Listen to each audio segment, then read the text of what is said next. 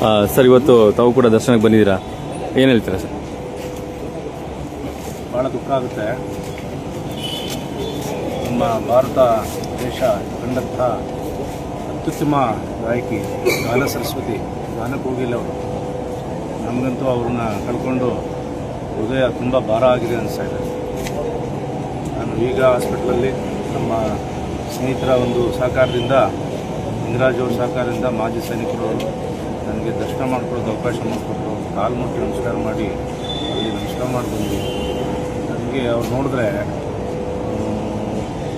ಅವರು ಪ್ರಾಣತ್ಯಾಗ ಮಾಡಿದ್ದಾರೆ, ಆದರೆ ಅವರ ಧ್ವನಿ, ಅವರ ಒಂದು ಧ್ವನಿ ಈ ಜಗತ್ತಿಗೆ, ನಮ್ಮ ನಾಡಿಗೆ, ನಮ್ಮ ಕರ್ನಾಟಕಕ್ಕೆ, ಅದರಲ್ಲೂ ವಿಶೇಷವಾಗಿ ಮೈಸೂರು, ಅವರು ಇಲ್ಲೇ ಭಾಳ ದಿನದಿಂದ ವಾಸ್ತವ್ಯ ಹೂಡಿದ್ರಂತೆ ಅವ್ರ ಮನೆ. ಅವರು ಸುಮಾರು ದಿನದಿಂದ ಹುಷಾರಿರಲಿಲ್ಲ.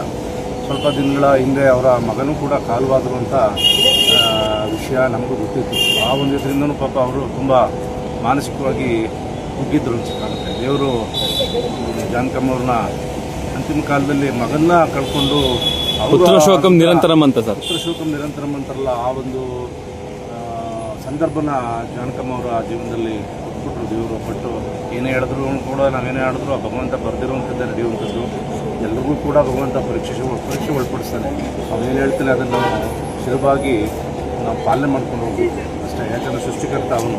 ನಾವೆಲ್ಲ ಬಂದು ಹೋಗುವವರೆಗೂ ನಾವು ಈ ಪ್ರಪಂಚದ ಮೇಲೆ ಪ್ರವಾಸಿಗರಿದ್ದಾಗೆ. ಅದರೊಳಗಡೆ ಭಗವಂತ ಶಾಶ್ವತ, ನಾವೆಲ್ಲ ಇದ್ದಷ್ಟು ದಿನ ನಮ್ಮ ಜೀವನ ಇಂಥ ಒಂದು ಮೇರಿ ಸರಸ್ವತಿಯನ್ನು ಕಂಡಂತಹ ನಮ್ಮ ಏನಿದೆ ನಮ್ಮ ಪೀಳಿಗೆ ನಿಜವಾಗ್ಲೂ ಕೂಡ ಡಾಕ್ಟರ್ ರಾಜ್ಕುಮಾರ್ ಇರ್ಬೋದು, SP ಬಾಲಸುಬ್ರಹ್ಮಣ್ಯ, PB ಶ್ರೀನಿವಾಸ್ ಅವರು ಇರ್ಬೋದು, ಲತಾ ಮಂಗೇಶ್ಕರ್ ಇರ್ಬೋದು, ಮತ್ತು ನಮ್ಮ ಜಾನಕಮ್ಮ ಅವರು ಇರ್ಬೋದು, ಈ ಥರ ಮೇರು ವ್ಯಕ್ತಿಗಳು, ಮೇರು ಗಾಯಕರು, ಮೇರು ನಟರು ಹೋಗ್ಬಿಟ್ರು. ಅಂಬರೀಷ್ ಅವರು ಇರ್ಬೋದು, ವಿಷ್ಣುವರ್ಧನ್ ಅವರು ಇರ್ಬೋದು. ಕರ್ನಾಟಕ ನಿಜವಾಗ್ಲೂ ಕೂಡ ಯಾಕೋ ನಮ್ಮ ದೊಡ್ಡ ಆಸ್ತಿನ ನಾವು ಕಳ್ಕೊಂಡ್ಬಿಡ್ತಾ ಇದ್ದೀವಿ. ಏನೇ ಆಗಲಿ, ನಾವು ಏನೇ ಹೇಳಿದ್ರು ಕೂಡ ಭಗವಂತ ಬರೆದಿರೋದೇ ನಡೆಯುವಂಥದ್ದು. ತಾಯಿ ಸರಸ್ವತಿ, ಗಾನಕೋಗಿಲೆ ಜಾನಕಮ್ಮರವರ